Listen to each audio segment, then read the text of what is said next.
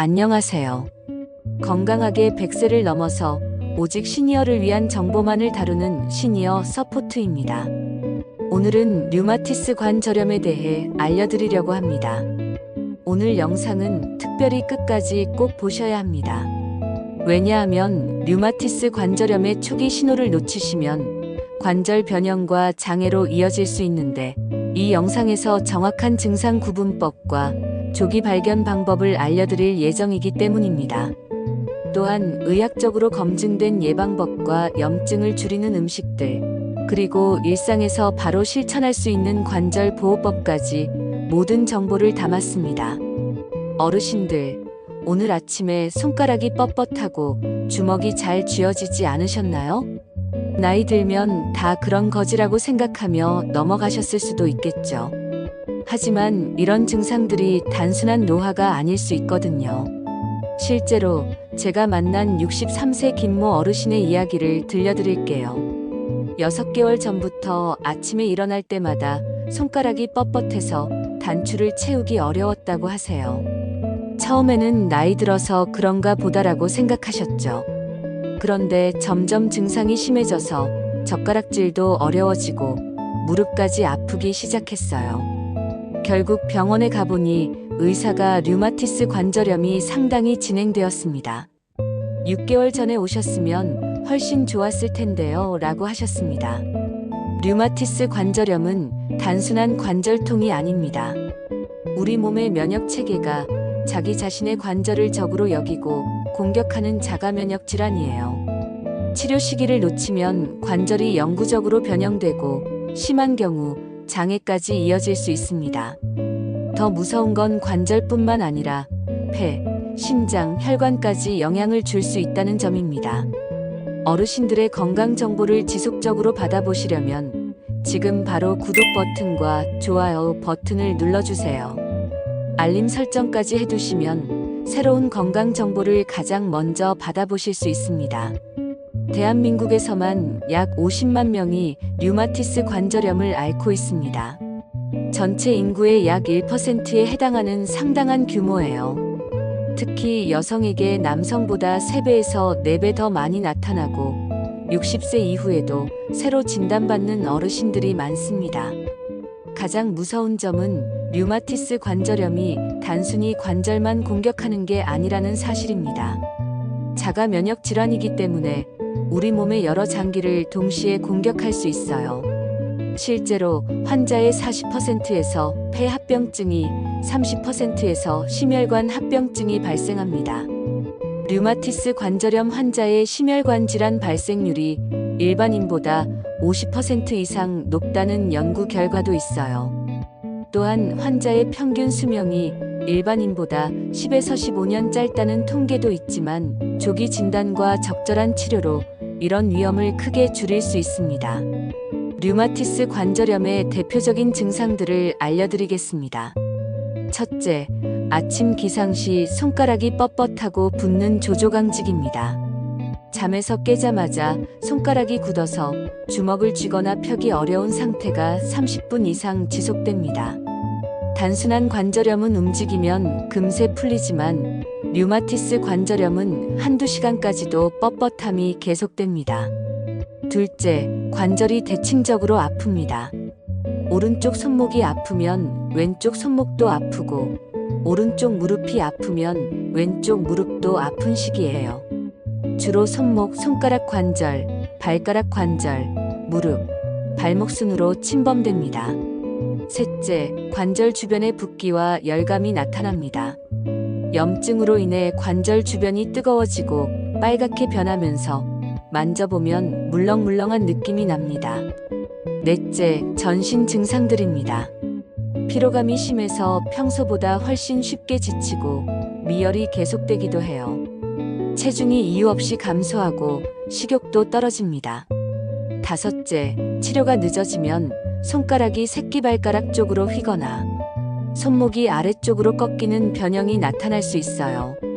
이런 증상들 중 3개 이상이 6주 이상 지속된다면 반드시 류마티스 내과 전문의를 찾아보세요.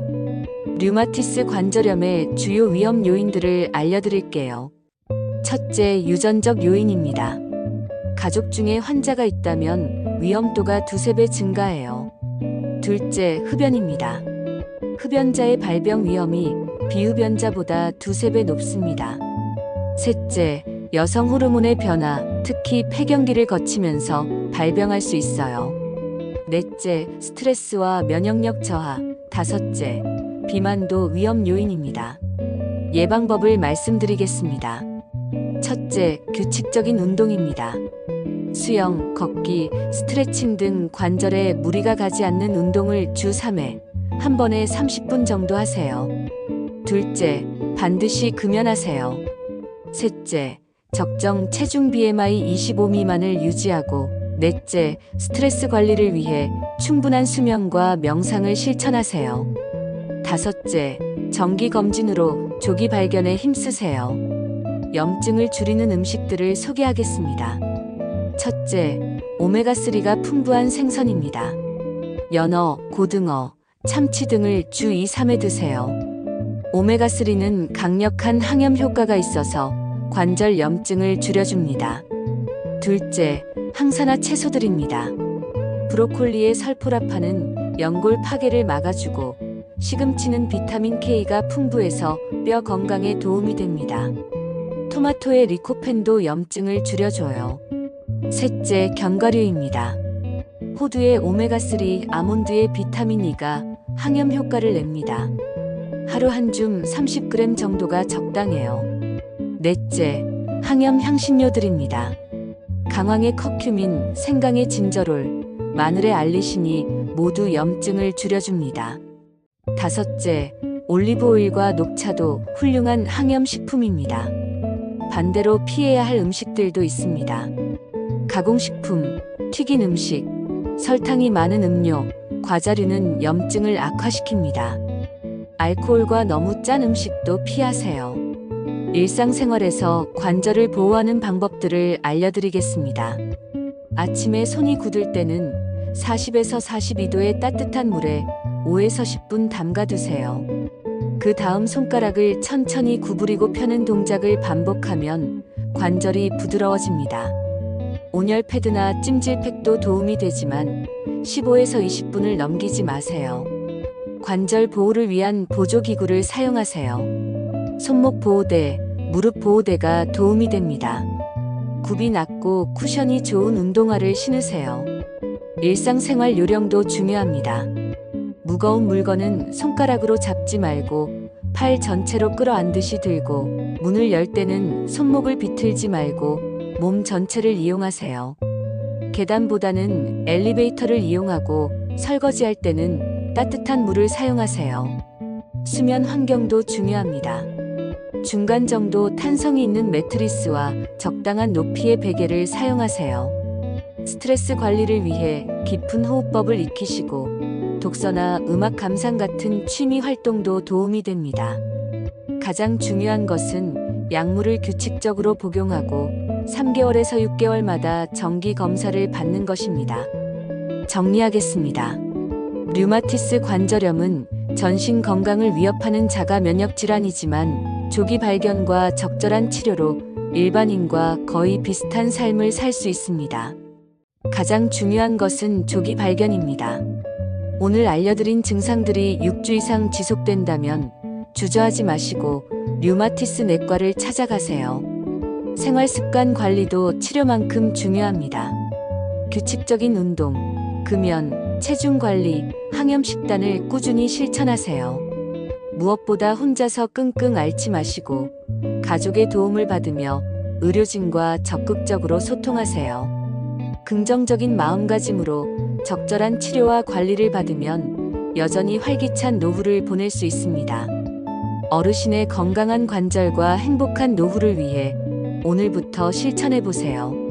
시니어를 위한 건강정보, 시니어 서포트와 함께하세요. 오늘 내용이 도움이 되셨다면 구독과 좋아요 부탁드리고 주변 어르신들께도 이 영상을 공유해주세요. 다음에는 60세 이상 골다공증 예방과 관리에 대해서도 알려드릴 예정입니다. 알림 설정을 해두시면 놓치지 않고 보실 수 있어요. 건강한 100세를 위한 여정, 시니어 서포트가 함께하겠습니다. 지금까지 시니어 서포트였습니다. 감사합니다.